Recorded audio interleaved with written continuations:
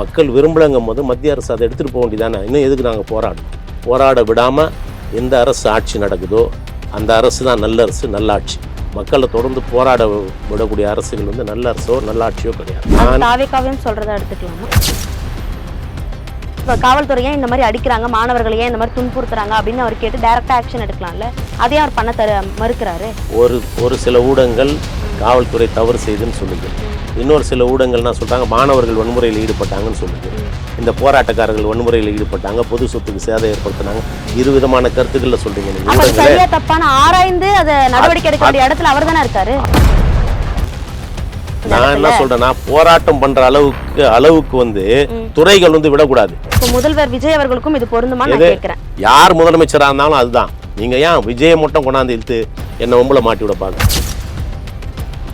ஒரு அமைச்சர் சொல்றாரு, அவர் பேச வேண்டிய தேவையில்லை, அது பெஞ்ச் மார்க்கா மாத்தாதீங்க. முதல்வர் வந்து பிரஸ் மீட்டை கொடுத்து பேசிட்டே இருந்தாதான் வந்து ஆட்சி நடக்கும்னு கிடையாது. முதல்வர் பேசலன்னா நாங்க பேசலன்னு சொல்றாரு. அந்த மரபையை மாற்றுறான்னு சரி, முதல்வர் பேசாத கேக்குறீங்க, பிரதமர் பேசுறதே இல்லையா பத்திரிகையாளர்களை சந்திச்சு? அதையும் கேட்க மாட்டேன். அதுல இருந்து மாற்றம் தருவேன்னு சொல்லி தான் வந்திருக்காரு. மாற்றம் இனிமேல் தானே எதிர்பார்க்கணும். நீங்க 6 மாசத்துக்கு நான் ஒண்ணுமே பேச மாட்டேங்கிறீங்க. ஆனா 6 மாசமே விடாம 10 நாள்லயே நோண்ட ஆரம்பிச்சா அவர் என்ன மாற்றத்தை கொடுக்க முடியும்? இன்னும் 4 மாசம் பொறுங்க, அதுக்கப்புறம் அவர் என்னென்ன பண்றாரு நீங்க பாருங்க. என்ன நடக்க இருக்குன்னு நீங்க நினைக்கிறீங்க? என்னென்ன நடக்க இருக்குன்னு சொல்றது நான் ஜோசியம் கிடையாது.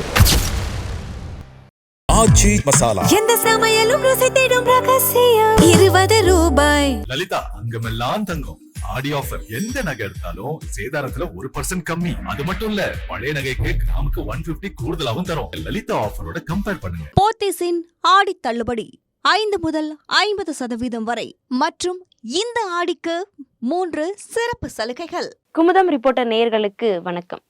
நான் ரம்யா.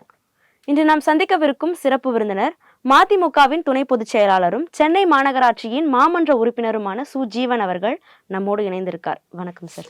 வணக்கம். நலமா இருக்கீங்களா? நல்லா இருக்கு. சமீபத்துல டெல்லியில நடந்திருக்க அந்த போராட்டத்தை ஒட்டி தமிழ்நாடு எங்குமே ஆதரவு தெரிவித்து போராட்டம் வந்து வெடித்திருந்தது. அதாவது நீட்ல வந்து முறைகேடு நடந்திருக்கு. அந்த முறைகேடுக்கு பொறுப்பேற்றுக்கோங்க, அதுல உயிரிழந்தவர்களுக்கு 1 கோடி ரூபாய் நிதி வழங்குங்க, தர்மேந்திர பிரதான் அவர்கள் வந்து பதவி விலகணும்னு சொல்லியிருந்தாங்க.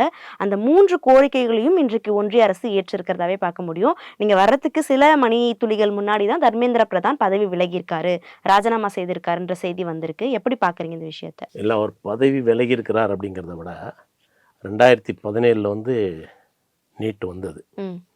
அது தொடக்கத்திலேருந்து வந்து தமிழகம் உள்பட சில மாநிலங்கள் எதிர்த்தது. அப்போ வந்து அந்த நீட் வேண்டாம் அப்படின்ற போராட்டங்கள் நடந்தது. அந்த நீட் இல்லைங்கிற நிலைமை இன்றைக்கி வரல இல்லையா? நீட் எடுக்கிறோன்னு சொல்லலை. அந்த நீட்டுனால் 2017 இன்றைய தேதி வரைக்கும் வந்து இந்தியா முழுக்க ஏறக்குறைய வந்து 93 பேருக்கு மேலே இறந்துருக்காங்க. அதே மாதிரி வந்து தமிழகத்தில் மட்டும் 20 பேர் அளவுக்கு இழந்திருக்கிறாங்க. இழப்பு தான்.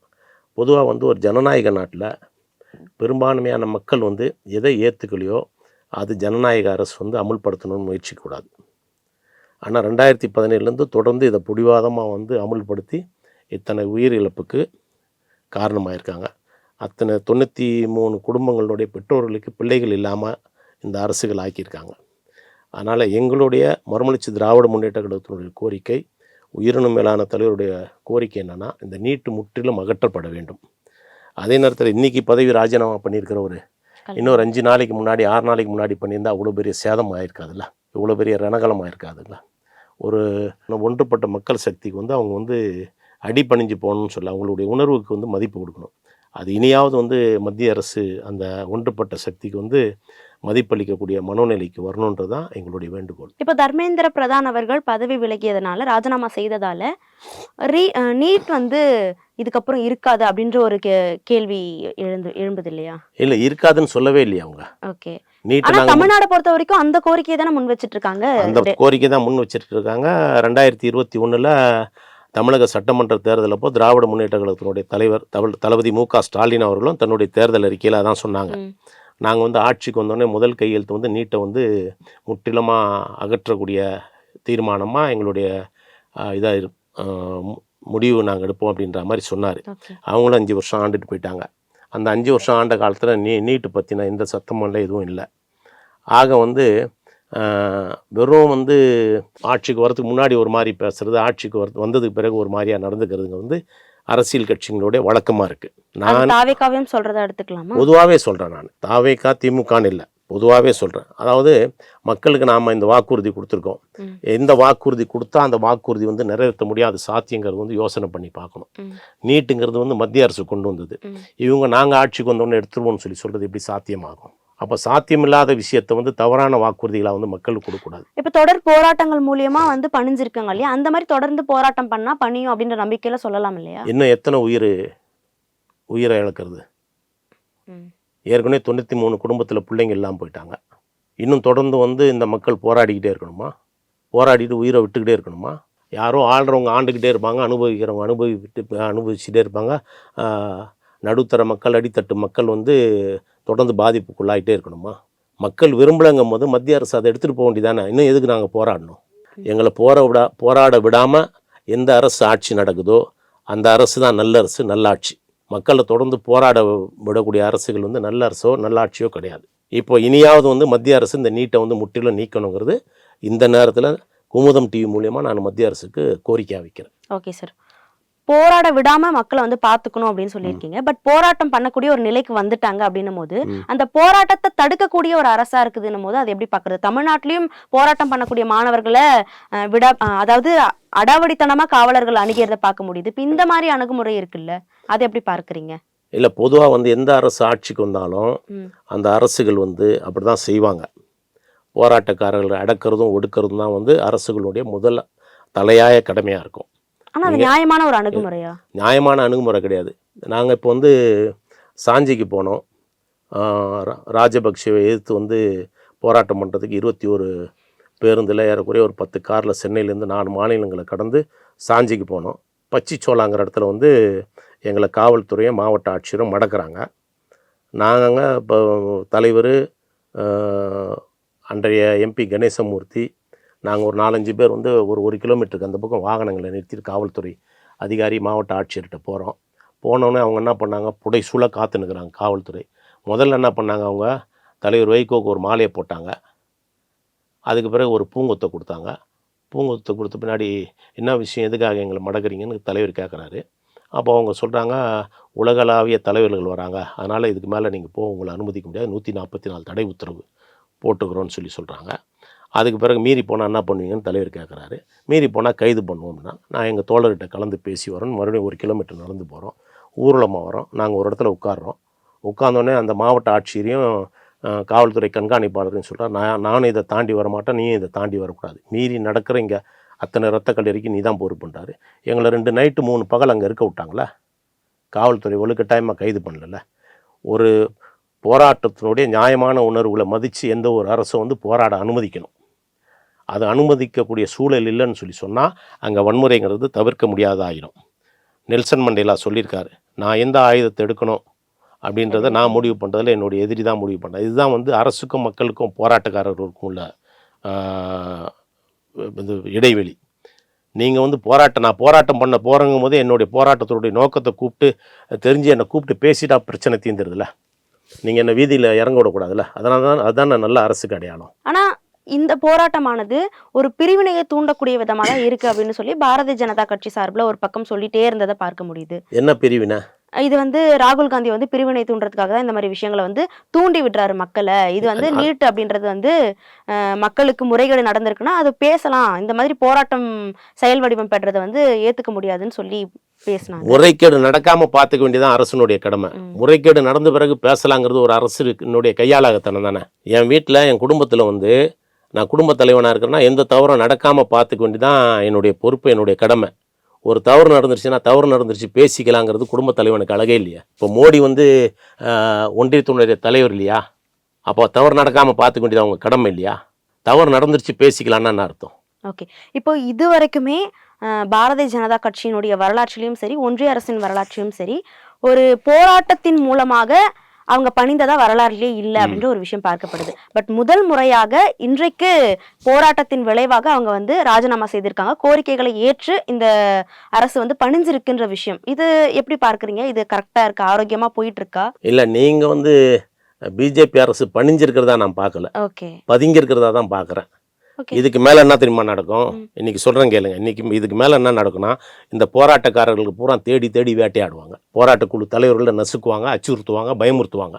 நியாயமாக வந்து ஒன்றிய அரசினுடைய செயல்பாடுகள் எதுவுமே வந்து ஜனநாயக முறைப்படி ஜனநாயக ரீதியான செயல்பாடு இல்லைங்கிறது தான் எங்களுடைய குற்றச்சாட்டு. அப்ப பணிந்து போற மாதிரி போய் அதுக்கப்புறம் ஆமா. இந்த மாதிரியான நடவடிக்கைகள் ஆமாம்மா. எடுப்பாங்கன்னு சொல்ல வரீங்க?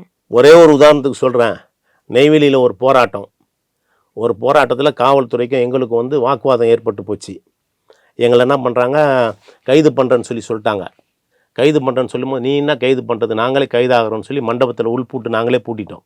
உங்கள் கூட நாங்கள் வண்டியில் வரமாட்டோம்னு சொல்லி தலைவர் வைகோ உள்பட எல்லாருமே மண்டபத்தில் பூட்டிட்டோம். அப்புறம் காவல்துறை எங்களை அழைச்சி பேசிச்சு சமரசம் பண்ணி எங்களெலாம் விடுதலை பண்ணாங்க. விடுதலை பண்ணும்போது நான் வெளியில் வரும்போது எங்கள் தலைவருக்கு பக்கத்தில் நின்று சொல்கிறேன், யார் யார் இங்கே லோக்கலில் இருக்கிறீங்களோ, லோக்கலில் இருக்கிற ஒரு நிர்வாகி கூட நைட்டு தயவு செஞ்சு வீட்டில் படுக்காதீங்க, எங்கேயாவது போய் படுங்க, நைட்டு உங்களை வந்து போலீஸ் தூக்கம்னு சொல்லிட்டு போகிறேன்.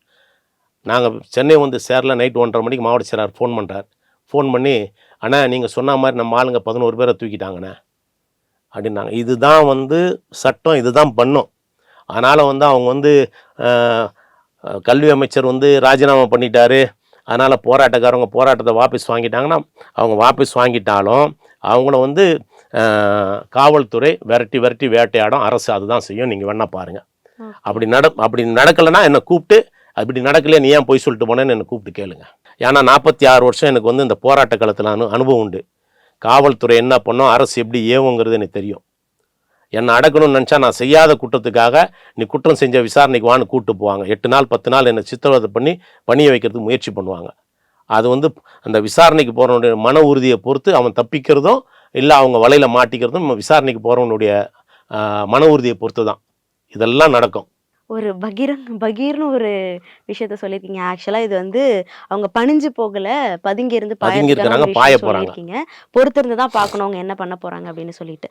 காவல்துறையை பத்தி சொல்லியிருந்தீங்க சார். தமிழ்நாட்டிலையும் சரி, வட மாநிலங்கள்லயும் சரி, காவல் அதிகாரிகளுக்கு அதீத அதிகாரம் கொடுத்துருக்காங்களா இந்த அரசு அப்படின்ற ஒரு கேள்வி வருது. ஏன்னா அவங்களுடைய அணுகுமுறையே வந்து இங்க இருக்கக்கூடிய, அதாவது டெல்லியும் சரி, தமிழ்நாட்டிலையும் சரி, இந்த இடங்கள்ல காவல்துறையோட அணுகுமுறை வந்து அதீதமா இருக்கு. அதாவது வந்து மக்களையே வந்து வஞ்சிக்கிற விதமா இருக்கு அப்படின்னும் போது இந்த அதிகாரத்துக்கு யார் காரணம்? ஏன் இந்த மாதிரி விஷயங்கள் நடக்குது? இல்ல எல்லா அதிகாரிகளும் அப்படி இருக்கிறாங்கன்னு சொல்ல மாட்டேன் நானு. அந்த காவல்துறைக்கு எந்த அதிகாரி தலைமை தாங்குறாங்களோ அதை பொறுத்து தான் நடக்கும். ஏன்னா நாங்களும் தமிழ்நாட்டில் ஏறக்குறைய 31 வருஷத்தில் வந்து கடந்த 5 ஆண்டுகள் தான் வந்து நாங்கள் போராட்டம் இல்லாத வாழ்க்கை வாழ்ந்தோம். மற்ற எல்லா ஆண்டுங்களும் வந்து போராட்டங்கள் நடத்தியிருக்கோம், போராட்ட களங்களை சந்திச்சிருக்கோம். இதில் என்னன்னா வந்து நல்ல காவல்துறை அதிகாரிகள், அந்த அமைப்பினுடைய தலைவர் யார், அந்த இயக்கத்தினுடைய தலைவர் யார், அந்த தலைவரினுடைய தன்மை என்ன, அந்த தலைவருக்கு பின்னாடி இருக்கக்கூடிய தொண்டர்கள் எப்படி, அப்போ இவங்களுக்கு இந்த இடத்துல வந்து நம்ம வந்து அனுமதி கொடுத்தா எந்த பிரச்சனையும் வராதா, இதெல்லாம் அவங்க ஆய்வு பண்ணுவாங்க. அதுக்கு தான் உளவுத்துறை வச்சுருக்காங்க. இப்போ நாங்கள் போய் பர்மிஷன் கேட்கும்போது, நாங்கள் போய் அனுமதி கேட்கும்போது நான் சொல்லுவாங்க, அனுமதி நாங்கள் வெளிப்படையாக தரமாட்டோம், நீங்கள் கூடிங்க, எந்த பிரச்சனையும் வராமல் பார்த்துங்க, நாங்கள் வந்து பிக்கப் பண்ணிக்கிறோம், நாங்கள் கைது பண்ணிக்கிறோம் அப்படின்னு சொல்லுவாங்க. இப்படி நடந்த போராட்டங்களும் உண்டு. நீங்கள் அங்கே வரவே கூடாது, மீறி வந்தால் நாங்கள் வந்து அங்கே கைது பண்ணுவோம், நாங்கள் எங்கள் குணத்தை காட்டுவோம் அப்படின்னு சொன்ன போராட்டங்களும் உண்டு. அதனால் அந்த துறைக்கு யார் தலைவரோ அதை பொறுத்து தான் வந்து நடவடிக்கைகள் இருக்குமோ ஒழிய எல்லா காலகட்டங்களிலும் எல்லா சூழ்நிலையிலையும் காவல்துறையினுடைய நடவடிக்கை அப்படியா இருக்காது. சரி, ஆனா இங்க தமிழ்நாட்டை பொறுத்த வரைக்கும் காவல்துறை முதல்வரோட நேரடி கண்காணிப்புல தானே இருக்கு. அப்படி இருந்தும் காவல்துறையுடைய செயல்பாடு ஏன் எப்படி இருக்கு? ஒன்று சொல்லட்டுமா, ஒரு போலீஸ் ஸ்டேஷனுக்கு நான் போகிறேன். நான் போகும்போது என்னை பற்றி ஒரு ரைட்டர் வந்து சப் இன்ஸ்பெக்டர் என்ன சொல்கிறாரோ அதை தான் அந்த சப் இன்ஸ்பெக்டர் கேட்பார். ஓகே, அந்த சப் இன்ஸ்பெக்டர் என்ன சொல்கிறாரோ அந்த இன்ஸ்பெக்டர் சப் இன்ஸ்பெக்டர் சொல்கிறது தான் கேட்பார். அந்த இன்ஸ்பெக்டர் ஏசிக்கிட்ட என்ன சொல்கிறாரோ அதை தான் ஏசி கேட்பார். ஏசி டிசிக்கிட்ட என்ன சொல்கிறாரோ அதை தான் டிசி கேட்பார். டிசி என்ன சொல்கிறாரோ அதை தான் ஜேசி கேட்பார். ஜேசி என்ன சொல்கிறாரோ அதுதான் கமிஷனர் கேட்பார். அதே மாதிரி வந்து நம்ம வந்து யார்கிட்ட என்ன சொல்கிறோமோ அதுதான் அங்கே போய் சேரும். அப்படி தான் நடக்கும். அதனால் வந்து நீங்கள் கேள்வியை மறுபடியும் கேளுங்க. காவல்துறை முதல்வரோட கட்டுப்பாட்டில் தான் இருக்கு அப்படின்னும் போது அப்போ முதல்வர் தானே இதுக்கு வந்து அதுதான் வந்து கீழே இருக்கிறவங்க என்ன சொல்கிறாங்களோ அதுதான் முதல்வர்கிட்ட போய் எடுபடும் ஒழிய முதல்வருக்கு வந்து எதுவுமே நேரடியாக வந்து தெரியறதுக்கு வாய்ப்பில்லை. கூட சுற்றி இருக்கிறவங்க என்ன சொல்கிறாங்களோ அதுதான் நீங்கள் ஊடகங்கள் ஓகே. செய்திகள்னா சொல்லுதோ அதான் முதல்வருக்கு தெரியுமா ஒழிய எல்லா நேரமும் முதல்வர் எல்லா தெருவிலையும் சுத்த முடியாது, எல்லா வீட்டு வாசலுக்கும் வந்து நிற்க அது முடியாது. Correct sir. இந்த ஊடகங்கள் ஆகிய நாங்கள் என்ன சொல்றோம் அப்படின்னா, காவல்துறை வந்து இந்த மாதிரியான அணுகுமுறையை ஃபாலோ பண்ணிட்டு இருக்காங்கன்னு சொல்றோம். அப்ப அதை வந்து அவர் பார்க்கலாம் இல்லையா, காவல்துறை ஏன் இந்த மாதிரி அடிக்கிறாங்க, மாணவர்களை ஏன் இந்த மாதிரி துன்புறுத்துறாங்க அப்படின்னு அவர் கேட்டு டைரக்டா ஆக்ஷன் எடுக்கலாம்ல. அதையும் அவர் பண்ண மறுக்கிறாரு. ஒரு சில ஊடகங்கள் காவல்துறை தவறு செய்துன்னு சொல்லுது, இன்னொரு சில ஊடகங்கள்னா சொல்றாங்க மாணவர்கள் வன்முறையில் ஈடுபட்டாங்கன்னு சொல்லுது, இந்த போராட்டக்காரர்கள் வன்முறையில் ஈடுபட்டாங்க, பொது சொத்துக்கு சேதம் ஏற்படுத்தினாங்க. இருவிதமான கருத்துக்கள்ல சொல்றீங்க நீங்க ஊடகங்களே. சரியா தப்பான ஆராய்ந்து அதை நடவடிக்கை எடுக்க வேண்டிய இடத்துல அவர் தானே இருக்காரு. அதுதான் ஆராய்ந்து என்ன நடவடிக்கை எடுக்கணுமோ எடுக்க சொல்லி உத்தரவு போடுவார். அதை சுத்தி அதுக்காக தான் அவரை சுத்தி அவ்வளவு அதிகாரிகளை வச்சிருக்காரு. இப்ப நீங்க சொன்னீங்க இப்போ எவ்வளவு காலத்துக்கு அப்புறமா வந்து எவ்வளவு உயிர்கள் போனதுக்கு அப்புறம் 93 உயிர்கள் போயிடுச்சு, அதுக்கப்புறமா நடவடிக்கை எடுப்பாங்கன்னு. அப்ப இவ்வளவு உயிர்கள் போனதுக்கு அப்புறம் ஆராய்ந்து நடவடிக்கை எடுத்து என்ன பையன் அப்படின்ற கேள்வி வருது இல்ல. அதை தான் நான் உங்ககிட்ட கேட்கறேன்.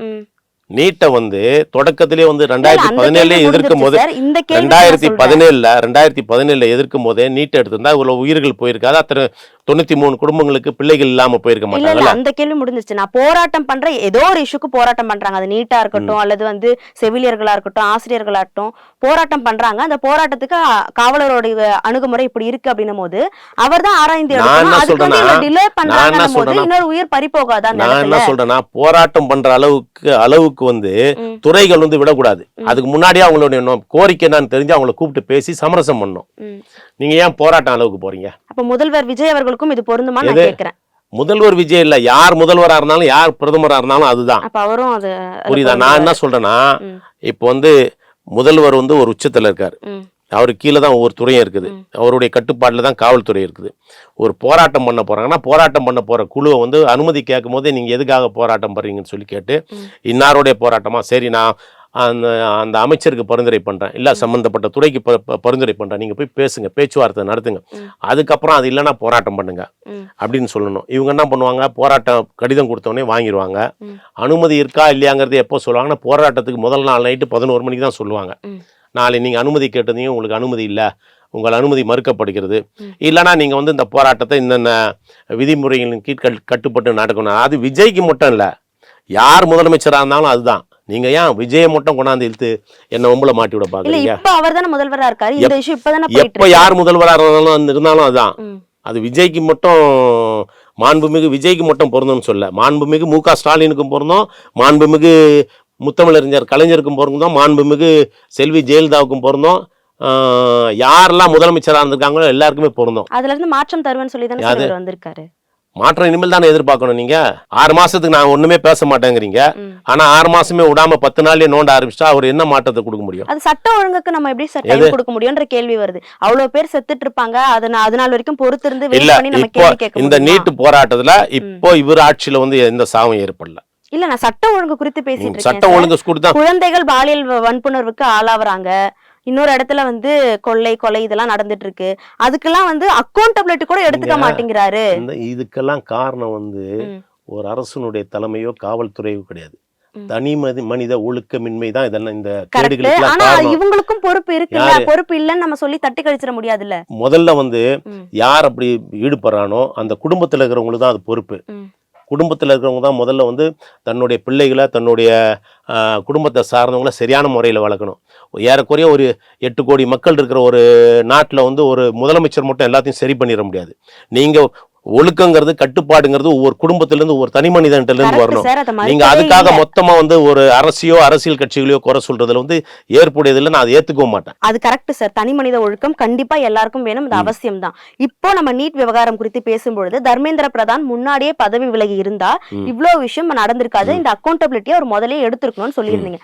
அதே விஷயத்த நம்ம முதல்வருக்கு பார்க்கும்போது அவர் அக்கௌண்டபிலிட்டியை முதல்ல எடுத்தாரு, ஒரு இஷ்யூக்கு முதல்ல அவர் பேசுறாரு அப்படின்னும் போது இவ்வளவு உயிர் சேதங்கள், இவ்வளவு கேள்விகள், இவ்வளவு விமர்சனங்கள் வராது இல்லையா? அந்த போராட்டம் இங்க தொடங்கல. இப்போ மாண்புமிகு விஜயனுடைய ஆட்சியில தமிழ்நாட்டுல இந்த நீட் போராட்டம் தொடங்கல. முதல்ல தொடங்குனது வேற எங்கேயோ தொடங்குச்சு, அது வேற எங்கேயோ தொடங்குனதுனுடைய தொடர்ச்சி தான் தமிழ்நாட்டுல இப்போ சமீபத்துல 3 நாட்களுக்கு முன்னாடி தான் ஆரம்பமாயிருக்குது. அது இன்னொன்று வந்து ஒரு போராட்டம் நடத்தணும்னா முதல்ல வந்து காவல்துறையிட்ட அனுமதி கேட்கணும். நீங்கள் அனுமதி கேட்காம போயிட்டு தானாக போய் கூடி ஒரு பொதுமக்களுக்கு இடையூறு ஏற்படுத்துறது, அசௌகரியத்தை உண்டாக்குறதுங்கிறது அதுவும் தவறு இல்லையா? நீங்கள் ஒரு போராட்டம் பண்ண போறீங்கன்னா அனுமதி கேட்கணும்ல. ஓஜி தமிழாங்கிற மாணவர் அமைப்பு, அந்த அமைப்பு வந்து நேற்றைக்கு வந்து எங்கள் தலைவர்கிட்ட கேட்டாங்க, தலைவர் வைகோகிட்ட, எங்களுக்கு வந்து நாங்கள் போராடினா எங்களுக்கு ஒரு இடம் கொடுங்கன்னு சொல்லி. அப்போ நாங்கள் என்ன பண்ணோம், சரி வாங்க அப்படின்னு சொல்லி நாங்கள் பந்தலை போட்டு கொடுத்து மைக் செட்டை கொடுத்து போராட அனுமதி கொடுத்தோம். அப்படி கேட்டால் தான் உங்களுக்கு வந்து இந்த வன்முறை நிகழ்வுகள்லாம் தவிர்க்கப்படும். காவல்துறை யார், நம்மள ஒருத்தர் தானே, அவங்களும் மனுஷனுங்க தானே, அவங்களும் எவ்வளோ தான் பொறுமையாக இருப்பாங்க, எவ்வளோ தான் பொறுமையாக இருக்க முடியும். 100 பேர் ஒரு நிகழ்ச்சிக்கு வருவாங்க, 100 பேர் நல்லா இருப்பாங்க, எவனாவது ஒருத்தன் சிலுமிசத்தை பண்ணி விட்டுட்டு மொபைல் தூட்டு போயிடுவான். நீங்கள் நம்ம குடும்பத்திலே ஒரு நல்ல தேவை நடக்கும், சந்தோஷமாக போயிட்டுருப்போம், யாராவது ஒருத்தர் குடிச்சு விட்டு வந்து அலம்பல் பண்ணி விட்டு மொத்த நிகழ்ச்சியும் கெடுத்துட்டு போலியா. அந்த மாதிரி தான் ஒவ்வொரு இடத்துலையும் ஒவ்வொரு நிகழ்வும் நடக்கும். கண்டிப்பா சார். அதுல எந்த நீங்கள் அதில் வந்து அந்த போராட்ட குழுவில் அந்த வந்து கலடா பண்ணுறவன் அந்த போராட்ட குழுக்கு சம்மந்தப்பட்டவனானா அவன் சம்மந்தப்பட்டவனாகவும் இருக்க மாட்டான், வேற எவனும் இருப்பான். எங்கேயோ போனவன் உள்ள பூந்து மொத்த ஆட்டத்தையும் கழிச்சு விட்டு போயிடுவான். அப்போனா இந்த போராட்ட குழுவில் இருக்கிறவங்க பாதிக்கப்படுவாங்க, காவல்துறை பாதிக்கப்படும், சட்டம் ஒழுங்கு பிரச்சனை வரும். நீங்கள் எந்த ஒரு பிரச்சனைக்கு தீர்வுனாலும் ஒவ்வொரு தனி மனிதன்கிட்டேருந்தும் அந்த ஒழுக்கம் வந்தால் தான் நீங்கள் பிரச்சனைகளுக்கு தீர்வு காண முடியும். இது முதல்வர் பொறுப்பேற்றுக்க வேண்டிய அவசியம் இல்லையா? முதல்வருக்கு பொறுப்பு இருக்கு, முதல்வருக்கு இருக்கிற பொறுப்பை விட ஒவ்வொரு தனி மனிதனுக்கு அதிகங்கிறேன். கண்டிப்பா. ஆனா முதல்வர் பொறுப்பை ஏற்றுக்கல, அக்கௌண்டபிலிட்டி எடுத்து எதுவுமே பேசவே இல்லை என்ற விமர்சனம் வருதுல்ல. அவர் என்ன பேசியிருக்காரு இது வரைக்கும் இங்க நடந்த குற்ற சம்பவங்களுக்கு? அங்க சபரிவர்மன்ற மாற்றுத்திறனாளி வந்து லாக்அப் மரணம் அடைகிறாரு, அவங்க வீட்டுல இருக்கிற பெண்மணி கேட்கறாங்க ஒரு இரங்கல் செய்தி கூட சொல்லல அப்படின்னு. இன்ன வரைக்கும் சொல்லலையே, ஏன் சொல்லலன்ற கேள்வி வருது இல்ல. அதாவது லாக்அப் டெத்துங்கிறது வந்து ஒவ்வொரு ஆட்சி காலத்திலையும் நடக்கிற விஷயம், அது நியாயப்படுத்த முடியாது இல்லை, நியாயப்படுத்தலை. ஒவ்வொரு ஆட்சி காலத்திலையும் நடக்கிற விஷயம் நடக்கும். என்ன அது வந்து இந்த முதலமைச்சருடைய ஆட்சி காலத்தில் அவங்களுக்கு இன்னும் ஒன்று வந்து அரசியல் பக்குவம் இல்லை. அரசுக்கு கட்சி ஆரம்பித்த 2 ஆண்டுகளில் ஆட்சிக்கு வந்துடுச்சு.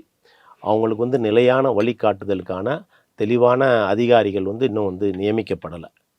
முதல்ல வந்து ஒரு அரசு அதிகாரத்துக்கு வந்தோடனே அவங்களுக்கு குறைஞ்சது ஒரு 6 மாதமாக டைம் வேணும். கண்டிப்பா. அந்த 6 மாதம் கால அவகாசம் இல்லாமல் நீங்கள் எல்லாத்துக்கும் குற்றச்சாட்டு சொல்லிட்டு இருந்தா அது வந்து அந்த அரசு இயங்க முடியாது. அது குற்றச்சாட்டு இல்ல சார், சுட்டி காட்ட வேண்டிய தேவை இருக்குல்ல. இப்போ ஒரு முதல்வரா இந்த மாநிலத்துக்கு நான் முதல்வரா இருக்கேன், இந்த சம்பவம் நடந்துருச்சு, நான் பொறுப்பேற்றுக்கிறேன், இதை சரி செய்யறதுக்கான முயற்சி எடுக்கிறேன், எனக்கு 6 மாசம் டைம் கொடுங்க, ஒரு முதல்வரே இனிஷியேட்டிவ் எடுத்து சொன்னா மக்கள் ஏத்துக்க போறாங்கல்ல. அது சொல்ல வேண்டிய அவசியம் கிடையாது. அதாவது அரசியல்ல இருக்கிறவங்க எல்லாருக்குமே தெரியும். ஆனா முன்னாடி இருந்த முதல்வர் இருங்க, குற்றம் சொல்றதே வாடிக்கையா வச்சுக்க கூடாது. யார இப்போ வந்து ஒரு பொண்ணு வாழ ஒரு குடும்பத்துக்கு வருது, வந்தோடனே அந்த குடும்பத்தில் இருக்கிற எல்லாரும் பத்தியும் தெரிஞ்சுக்க முடியுமா? அந்த பொண்ணு தெரிஞ்சுக்க முடியாதுல்ல. அதே மாதிரி ஒரு மருமகன் ஒரு வீட்டுக்கு போறான், அந்த குடும்பத்தில் இருக்கிற எல்லாரும் பத்தியும் தெரிஞ்சுக்க முடியுமா? போதிய கால அவகாசம் வேணும், அவங்களோட செட்டில் ஆகணும், அவங்களோட பழகணும், எல்லாம் தெரியணும். அதே மாதிரி தான் ஒரு அரசும். இவர் வந்துட்டாரு, கட்சி ஆரம்பித்த 2 வருஷத்தில் ஆட்சி அதிகாரம் கிடச்சிருச்சு. வந்ததுக்கு பிறகு என்ன பண்ணணும், சுற்றி இருக்கிற அதிகாரிகள் நெறிப்படுத்தணும். இப்போ நாங்கள் என்ன பண்ணுவோம், ஏதாவது ஒரு மாவட்டத்தில் ஒரு ஒன்றியத்தில் ஒரு ஒன்றிய செயலாளர் குடும்பத்தில் ஒரு துக்கம் நடந்திருக்கும், அது எங்கள் பொதுச் செயலாளருக்கு தெரியுமா? தெரியாது. எங்களை மாதிரி ஆட்கள், ஐயா இந்த ஒன்றியத்தில் இந்த ஒன்றிய செயலாளருடைய சகோதரர் இறந்துட்டாரு, துணைவியார் இருந்துட்டார், நீங்க ஒரு இரங்கல் சொல்லிருங்க அப்படின்னு சொல்லி நாங்க தான் வந்து ஏற்பாடு பண்ணி கொடுக்கணும். அதே சுட்டி காட்டுறது அது சுட்டி காட்டுறது அவரை சுத்தி இருக்கிற IAS அதிகாரிகள் பண்ணணும். அது முதலமைச்சர் தப்பு கிடையாது, அவரை சுத்தி இருக்கிற அதிகாரிகள் உதவியாளர்கள் பண்ணணும். இந்த மாதிரி சம்பவம் நடந்து போச்சு, நீங்க ஒரு இரங்கல் தெரிவிச்சிருங்கன்னு. அது செய்யாதது அந்த அதிகாரிகளுடைய தவறு. அப்போ இதுல இருந்து என்ன தெரியுதுன்னா, கிட்டத்தட்ட ஒரு 50-60 ஆண்டு காலம் வந்து ஆட்சிகள் வேற வேறையா இருந்தது. இந்த அதிகாரிகள் பூரா வந்து ஒன்று அந்த கட்சி சார்ந்த அதிகாரிகளாக இருப்பாங்க, இல்லை இந்த கட்சி ஆதரவு அதிகாரிகளாக இருப்பாங்க. இவர் ஆதரவு அதிகாரிகள்னு இனிமேல் தான் புதுசாக உருவாகணும். இவரை நெறிப்படுத்துறதுக்கு, இவரை பக்குவப்படுத்துறதுக்கு ஒரு அதிகாரிகள் டீம் வேணும். அதுக்கு நான் இந்த நிகழ்ச்சி மூலியமாக வைக்கிற கோரிக்கை என்னன்னா, தயவு செஞ்சு தமிழ்நாடு முதலமைச்சர் மாண்புமிகு ஜோசப் விஜய் அவர்களே, இளம் அதிகாரிகளை வந்து உங்கள் பக்கத்தில் வச்சிங்க, சீனியர்களை யாரையும் வச்சுக்காதீங்க. சீனியருங்க யாராவது இருந்தாங்கன்னா அவங்க ஏதாவது ஒரு அரசியல் இயக்கத்தை ஏதாவது முந்தின ஆட்சியை சார்ந்தவங்களா இருப்பாங்க.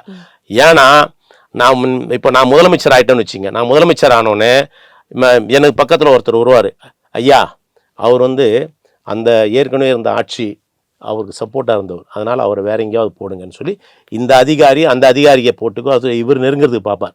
இதுதான் நடக்கும். இவருக்கு தகுந்த மாதிரியான அதிகாரிகளை அவர் உருவாக்கிக்கணுங்கிறது என்னுடைய வேண்டுகோள். அப்படி இருந்தால் தான் வந்து ஒரு செய்தி வந்து முதலமைச்சருக்கு நேரத்துக்கு நேரம் சரியான முறையில் போய் சேரும். நீங்க சொல்றது கரெக்ட் சார். அவங்க வந்து சுட்டி காட்டினாதான் இவருக்கு தெரியும்னு. அது நிர்வாக ரீதியான பிரச்சனை நாடெங்கும் எல்லாருக்கும் பரவி இருக்குதுன்னு போது இது எடப்பாடி அவர்கள் சொன்ன விஷயம் மாதிரி தான் இருக்கு. அவங்க சுட்டு சாவடிச்சது வந்து டிவியில பார்த்த மாதிரி தான் இருக்கு அப்படின்ற மாதிரி தான் இருக்கு. இவ்வளோ விஷயம் போயிட்டு இருக்கும் பொழுது முதல்வருக்கு இதுக்கு அவேர்னஸ் இல்ல, அவருக்கு தெரியலன்னு நம்ம சொல்ல முடியாது. தெரிஞ்சும் அவர் பேசாமையா இருக்கு.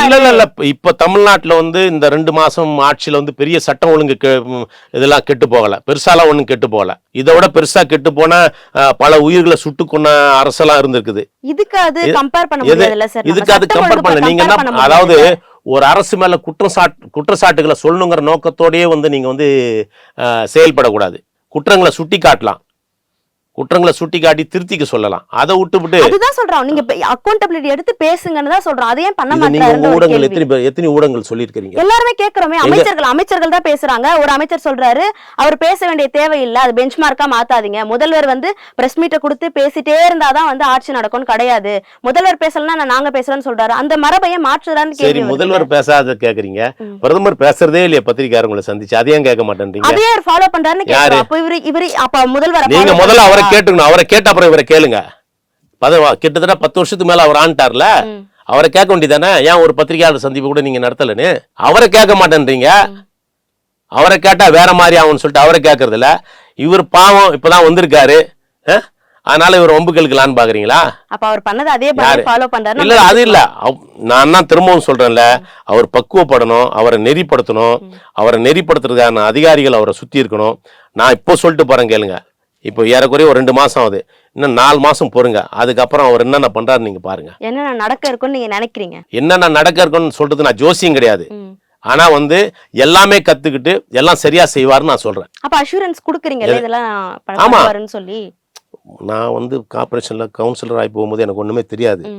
2-3 மாதம் தடுமாறினேன், என்ன பண்ணுறது ஏது பண்ணுறதுன்னு தெரியாது. நான் கவுன்சிலர் சீட்டில் உட்காந்தோன்னே பெரிய நமக்கு வந்து இந்த அதிகாரம் இருக்குன்னு நினச்சிட்டு நான் போய் உட்காடுறேன். அங்கே போய் உட்காந்த பின்னாடி தான் இது உங்களுக்கு இந்த அதிகாரம் கிடையாது, உங்களுக்கு இந்த அதிகாரம் கிடையாதுன்னு எனக்கு 4 பேர் சொல்லி கொடுத்து நான் அதை பக்குவப்படுறது எனக்கு 4 மாதம் ஆச்சு. ஒரு கவுன்சிலருக்கு ஏறக்குறைய 58,000 வாக்காளர்கள் இருக்கிற ஒரு வார்டில் இருக்கிற ஒரு கவுன்சிலருக்கே 4 மாதம் தேவைப்பட்டது நான் தெளிவாகிறதுக்கு. அப்போ 8 கோடி மக்கள் ஆட்சி செய்கிற ஒரு முதலமைச்சருக்கு வந்து எவ்வளோ நாள் தேவைப்படும் பாருங்க. அதனால் வந்து எல்லாருமே வந்து ஒரு அதிகாரத்துக்கு வந்தோடனே ஏற்கனவே ஆட்சி அதிகாரத்திலிருந்து அனுபவப்பட்டவங்களுக்கு எல்லாம் தெரியும்.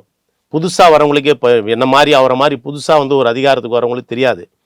அப்போ நல்லவங்களை பக்கத்தில் வச்சு நல்லவங்க சொல்லி கொடுக்குறத வச்சு கேட்டு செயல்படணும். நான் அதை தான் திரும்பி முதலமைச்சருக்கு வேண்டுகோள் வைக்கிறேன். நீங்கள் சரியான ஆளுங்களை பக்கத்தில் வச்சிங்க, சரியாக சொல்லி கொடுக்குறவங்களை இது பண்ணுங்கள். இது வந்து அரசியல் வந்து வேற உலகம். நம்ம மேலே ஏறினாலும் இழுத்து போடும், கீழே விழுந்தாலும் சிரிக்கும். சரி, ஒருவேளை நீங்க சொல்வது போல இன்னும் 4 மாசம் வெயிட் பண்ணி பாக்குறோம். அப்போதும் முதல்வர் வந்து இது போன்ற சம்பவங்களுக்கு அக்கௌண்டபிலிட்டி எடுத்து பேசல. ஏன்னா சம்பவங்கள் நீங்க சொல்றது போல முதல்வர் எல்லாமே டைரக்டா போய் கண்காணிச்சிட்டு இருக்க முடியாது. இன்னைக்கு இந்த சம்பவம் நடக்க போதா, நாளைக்கு நடக்க போதான்னு அவர் பார்த்துட்டு இருக்க முடியாது. ஆனா நடந்த பிற்பாடு இது போல நடந்துருச்சு, இந்த சம்பவம் நடந்திருக்க கூடாது, நான் இதுக்கு வருத்தம் தெரிவிக்கிறேன், இது நடந்ததுக்கு என்ன நீதி கொடுக்க முடியுமோ நான் கொடுக்குறேன் அப்படின்ற அந்த பேச்சு முதல்வருடைய பேச்சுல இல்ல. 4 மாசத்துக்கு அப்புறம் அப்படின்னும் போது இன்னும் எத்தனை நாட்கள் நம்ம வெயிட் பண்ணி பார்த்து எத்தனை குற்ற சம்பவங்கள் நடந்ததுக்கு அப்புறம் நம்ம கேள்வி எழுப்பணும்? அந்த 4 மாசத்துக்கு பிறகு அவர் அந்த பக்குவம் அவருக்கு வரலன்னா நம்ம வாக்களித்த வாக்காளர்கள் மேல தான் குற்றம் சொல்ல முடியும். அப்பயும் அவரை சொல்ல முடியாதா? யாரு? அப்பயும் நம்ம அவரை குற்றம் சொல்லக்கூடாது. இல்ல, நீங்க தேர்ந்தெடுத்தது அப்படி நீங்க தானே தேர்ந்தெடுத்தீங்க. அவர் திடீர்னு வாகனத்துல இருந்து குச்சி முதலமைச்சர் ஆயிரல, நான் கூட்டு போயிட்டு கையை பிடிச்சி உட்கார வச்சா முதலமைச்சரா இருக்கா இல்ல உட்கார வச்சேன் சொன்னாலும் அவர் மேல குற்றம் இல்லைன்னு சொல்றீங்க, அப்படி சொன்னாலும் அவர் மேல குற்றம் இல்லைன்னு சொல்றீங்க. அப்புறம் எப்படிதான் எடுத்துக்கிறது? ஒரே ஒரு விஷயம், ஒரே ஒரு விஷயம், இன்னைக்கு நைட்டு படுத்தா நாளைக்கு எழுந்திரிப்போங்கிறதுக்கு உத்தரவாதம் இருக்கா? இல்ல. நான் வந்து சொல்றேன், 4 மாசம் கழிச்சு பாருங்க, அவர் வந்து நீங்க என்ன நினைக்கிறீங்களோ அதுல ஒரு 50% மேல வந்து பெட்டரா இருப்பாரு. இல்லன்னா இதே சீட்ல நான் கூப்பிட்டு உட்கார வச்சு கேள்வி கேளுங்க. ஏன்னா எனக்கும் அவருக்கும் பழக்கம் கிடையாது, நெருக்கம் கிடையாது. ஒரு மனிதனுடைய கேரக்டரை பார்த்து நான் சொல்கிறேன். நான் ஏறக்குறைய ஒரு 3-4 முறை எங்கள் தலைவரோட போய் சந்திச்சிருக்கேன். அவர் என்னெல்லாம் அனலைஸ் பண்ணுறாரு, என்னெல்லாம் பண்ணுறாருங்கிறத நான் பார்த்துருக்குறேன். அதனால தான் சொல்கிறேன், அவருக்கு வந்து கால அவகாசம் வேணும். நான் ஒரு கவுன்சிலருக்கே எனக்கு 4 மாதம் தேவைப்பட்டது. மன்றத்தில் கன்னி பேச்சு பேசுறது, எப்படி பேசுறது, ஏதாவது தப்பாகி போடுமான்னு சொல்லி முரட்டுத்தனமெல்லாம் பேசி வம்பெல்லாம் வேலை கொடுத்து வாங்கியிருக்கேன் வார்டு கமிட்டி கூட்டத்தில். அதனால் வந்து பக்குவப்படணும். அந்த பக்குவம் அவருக்கு இன்னும் தேவைப்படும், 4 மாதம் தேவைப்படும். நீங்கள் பொறுமையாக காத்துதுங்க, நல்ல ஆட்சியும் நடக்கும். ஸோ இதெல்லாம் ஒரு பக்கம் இருக்கு. உங்க தலைவர் வந்து வைகோ அவர்கள் சொல்லியிருக்காங்க, ஊழல் இல்லாத ஒரு ஆட்சியா இது இருக்கு அப்படின்ற மாதிரி ஒரு ஸ்டேட்மெண்ட் சொல்லியிருக்காங்க. அதாவது அவங்களுடைய பக்குவம் அடையிறதுக்கு டைம் ஆகும் அப்படின்னும் போது ஊழல் மட்டும் எப்படி 2 மாசத்துல ஒழிஞ்சுதான் நம்ம ஏற்க முடியும்? அதை பத்தி சொல்லுங்களேன். அவர் தன்னுடைய பதவியேற்பு விழாவுக்கு பிறகு தெளிவாக சொன்னது, யாரும் வந்து லஞ்சம் கொடுக்கவும் செய்யாதீங்க, லஞ்சம் வாங்கவும் செய்யாதீங்கன்னு. நேற்றைக்கு நான் ரிப்பன் பில்டிங்கு டவுன் பிளானிங் கூட்டத்துக்கு போகிறேன். அந்த ரிப்பன் பில்டிங் கட்டடத்தில் முதல் முறையாக ஒரு விளம்பரத்தை பார்த்தேன். என் வாழ்நாளில் நான் முதல் முறையாக அந்த விளம்பரத்தை பார்த்தேன். அந்த ரிப்பன் பில்டிங்குள்ளே எத்தனையோ முறை போயிருக்கேன். அண்ணா, யாருக்கும் லஞ்சம் கொடுக்காதீங்க, யார்ட்டையும் லஞ்சம் வாங்காதீங்க, கொடுக்குறதும் வாங்குறதும் தவறுன்னு சொல்லி ஒரு பேனர் வச்சுருந்தாங்க. இந்த நேரத்தில் ஒரு விஷயத்தை நான் ஞாபகப்படுத்த ஆசைப்பட்றேன். 96ஆம் ஆண்டு மார்க்சிஸ்ட் கம்யூனிஸ்டும் மறுமலர்ச்சி திமுகவும் கூட்டணி அமைச்சு 1996. ஆமாம் 96ல் கூட்டணி அமைச்சு தேர்தல் நிற்குது. அப்போ அனைத்து கட்சி கூட்டம். அந்த அனைத்து கட்சி கூட்டத்துக்கு மறுமலர்ச்சி திமுக சார்பில் நான் போகிறேன். மார்க்சிஸ்ட் கம்யூனிஸ்ட் சார்பில் அன்றைக்கு வடசென்னையில் போட்டி போட்டால் WR வரதராஜன் வராரு. நாங்கள் 2 பேரும் அந்த லிஃப்ட்டில் போயிட்டு கூட்டத்தை அட்டன் பண்ணிட்டு வரோம். திரும்பி அந்த லிஃப்ட்டில் வரும்போது அவர் சொன்ன வார்த்தை, தோழர், இந்த ரிப்பன் பில்டிங்கில் இருக்கிற ஒவ்வொரு கல்லுக்கும் வாய் இருந்ததுன்னா டெய் ஒரு 10 ரூபா குர்றா அப்படின்னு சொல்லி கேட்கும். அவ்வளோ கரப்டான பில்டிங் அப்படின்னாரு அவர். 96லேயே அவ்வளோ கரப்டான பில்டிங்னாரு. அதுக்கு பிறகு காலங்கள் மாறிச்சு, இது பண்ணிச்சு, ஓரளவுக்கு எல்லாமே கட்டுப்பாடில் வந்தது. ஆனால் இப்போ அதே ரிபின் பில்டிங் உள்ள நான் போகும்போது மாற்றம் தெரியுது. மாற்றம் தெரியுதுன்னா ஒரு அச்சத்தோட ஒரு நடுக்கத்தோடு எல்லாரும் இருக்கிறாங்க. கேட்குற கேள்விக்கு ஒழுங்காக பதில் சொல்கிறாங்க. கேட்குற விஷயங்களுக்கு தெளிவான வழிகாட்டுதலில் பண்ணுறாங்க. இதுக்கு முன்னாடி நம்ம கேட்டோம்னா விஜய் ஆட்சிக்கு பிறகு சொல்லுங்க. ஆமாம், இதுக்கு முன்னாடி நம்ம எது கேட்டோம்னாலும் ஒரு மாதிரியான அலட்சியமான பதில் வரும், அலட்சியமான இது வரும். இப்போ வந்து அந்த நிலைமை வந்து அந்த ரிப்பன் பில்டிங் உள்ளரே இல்லைங்கிறது தான் உண்மை. ரெண்டாவது வந்து இந்த கரப்ட் கலெக்ஷன் இதெல்லாம் சொன்னீங்கல்ல நீங்கள், தலைவர் வைகோ சொன்னார்னு சொல்லி, அது வந்து 100க்கு 100 உண்மை. அது சில பேர் கேட்பாங்க, நீங்கள் ஏன் அது கூட்டணியில் இருக்கும்போது சொல்லலை, இப்போ சொல்கிறீங்க அப்படின்னு சொல்லி கேட்குறாங்க. கூட்டணியில் இருக்கும்போது சொல்கிறது வந்து கூட்டணி தர்மம் கிடையாது. ரெண்டாவது வந்து அப்போ வந்து பாதிக்கப்பட்டவங்க யாரும் வந்து எங்கள் தலைவர் வைகோ மாதிரி ஆட்கள்கிட்ட வந்து யாரும் வந்து சொல்லலை. இந்த மாதிரி கரப்ட் இருக்குது, கரப்ஷன் இருக்குது, கலெக்ஷன் இருக்குதுன்னு சொல்லலை. ஆனால் இப்போ வந்து அது வெளிப்படையாக சொல்ல ஆரம்பிச்சிருக்காங்க, பேச ஆரம்பித்ததனுடைய விளைவு தலைவர் வைகோ அதை சொல்கிறார். இதில் வந்து நமக்கு என்னன்னா வந்து யாரையும் குற்றம் சொல்லி திமுகவை குற்றம் குறை சொல்லி மறுமலர்ச்சி திமுக வளரணுன்ற அவசியம் கிடையாது. தாவேகாவை தூக்கி பிடிச்சி சொல்கிறதுனால எங்களுக்கு வந்து அடுத்த சட்டமன்ற தேர்தலில் வந்து எங்களுக்கு இந்தாங்க ஒரு 50 சீட் வச்சிங்கன்னா அவங்க கொடுத்துட போகிறதில்ல. எது நியாயமோ எது உண்மையோ அதை சொல்லிட்டு போகணுங்கிறது தான் எங்கள் நோக்கம். திமுகவை குறை சொல்லி பேசுகிறதுனால எங்களுக்கு ஒன்றும் லாபம் இல்லை, அதை தாவேகாவை தூக்கி பேசுகிறதுனால எங்களுக்கு ஒன்றும் லாபம் கிடையாது. நாங்கள் எங்கள் ஜனநாயக நாட்டில் எங்கள் கடமை என்னவோ அதை செய்கிறோம். யார் வந்தாலும் நாங்கள் போராடி, மறுமலர்ச்சி திமுகவை பொறுத்த வரைக்கும் போராடி வாழ வேண்டிய வாழ்க்கை தான் எங்கள் வாழ்க்கை. போராட வேண்டிய இயக்கம் தான், போராடக்கூடிய இயக்கம் தான் இந்த இயக்கம். அதனால் யாருக்கும் சப்போர்ட்டாக இல்லை. எங்கே கூட்டணியில் இருக்கிறோமோ அந்த கூட்டணிக்கு உண்மையாகவும் விசுவாசமாக இருப்போம். அவங்க எப்படி இருக்கிறாங்களோ அதை பற்றி யோசிக்க மாட்டோம். எங்கள் தலைவர் வந்து அதான் வந்து தொடர்ந்து கடைபிடிச்சிட்டு வர்றாரு. ஆச்சி மசாலா. எந்த சமையலும் ருசி தேடும் ரகசியம் 20 ரூபாய். லலிதா அங்கமெல்லாம் தங்கம். ஆடி ஆஃபர். எந்த நகை எடுத்தாலும் சேதாரத்துல 1% கம்மி. அது மட்டும் இல்ல, பழைய நகைக்கு கிராமுக்கு 150 கூடுதலாவும் தரும். லலிதா ஆஃபரோட கம்பேர் பண்ணுங்க. போத்தீஸின் ஆடி தள்ளுபடி 5 முதல் 50% வரை மற்றும் இந்த ஆடிக்கு 3 சிறப்பு சலுகைகள்.